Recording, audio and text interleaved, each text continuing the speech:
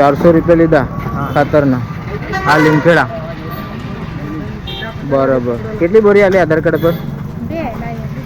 2 બોરી આલી. બરાબર બરાબર. તમારી જોડે કેટલા લીધા? તમારી જોડે 300 લીધા. હા ભાઈ જોડે બેન જોડે 400 લીધા કે લવાડિયા જિગ્નેશ. કયું ગામ? બાર ગામમાં. ખાતર કઈથી લાવ્યો? અહીંયા કઈ અલા નામ બી ખબર છે. લીમખેડાથી? હા બરાબર બરાબર. પેલા હોસ્પિટલની બાજુમાં? હા અહીંયા.